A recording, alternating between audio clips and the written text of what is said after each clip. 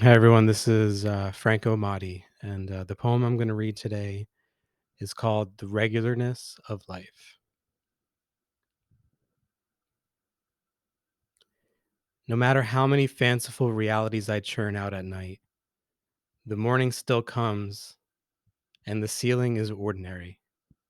My limits are ordinary. There's no spaceship parked out back.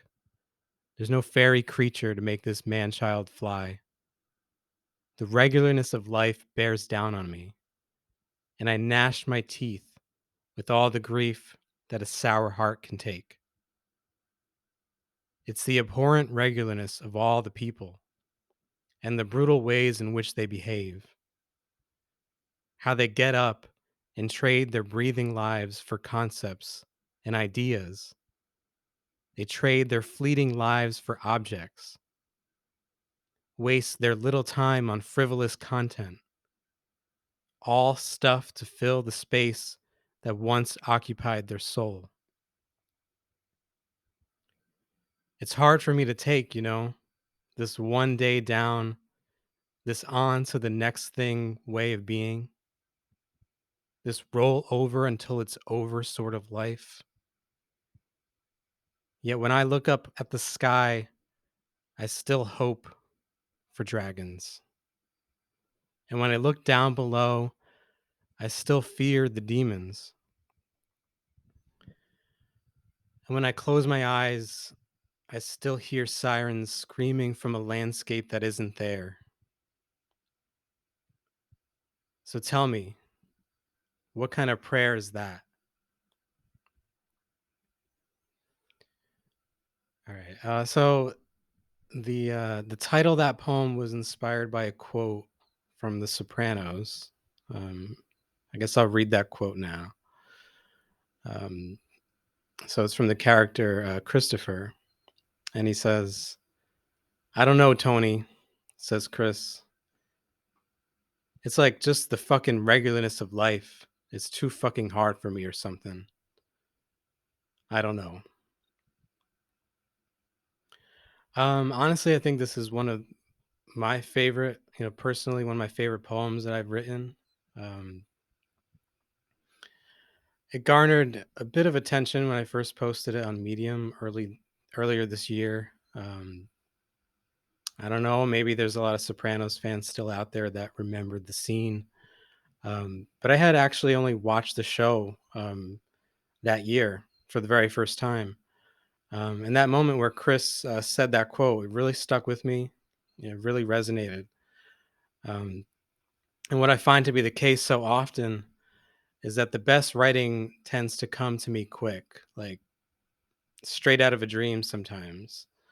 And it's kind of like it was just brewing in my brain all night long, and it just had to pour out of me upon waking. Um, Maybe it's the brain trying to consolidate everything it learned the day before or something. I don't know. It's rare, but it does happen. And this was definitely one of those times. I think the poem itself speaks to how boring life can feel sometimes, how jaded we can all get when things don't work out, when our narrative arc, so to speak, doesn't feel clear to us. So there's quite a bit of allusion to fantasy and daydreaming and yearning for something more magical to take place. It also speaks to our relationship with other people and trying to live up to the expectations of the real world, whether that's our family expectations, our loved ones, authority figures, whatever. Society pushes us in the direction of being boring. I mean, it's just, we're unoriginal. And sometimes it feels easier to cave and live a regular life than to pursue that the dream that lives inside all of us, the dream that we'd prefer to do, but really it seems so elusive, you know? So in that show, the character of Chris, he's sort of lost. He's caught between his commitments to Tony and the family and his desire to live a more meaningful and ambitious life. Um, maybe even one that was closer to a sense of happiness. Whether it was having a family with Adriana, his girlfriend and fiance, or pursuing the passions of being a creative person in Hollywood, it really felt like Chris's story was one of being torn in different directions between his drug use, the violence, and overwhelming loss at every corner. His arc was one of constant unfolding tragedy. So when all was said and done, Chris Moltisanti ended up being my favorite character on The Sopranos. That quote inspired this poem. Even in his sort of charming simple mindedness, he had a knack for saying some of the most profound and philosophically deep things on the entire show. So, yeah, that's where the inspiration for this poem came from. I hope you enjoyed it. If you're a fan of The Sopranos, I think you'll like it.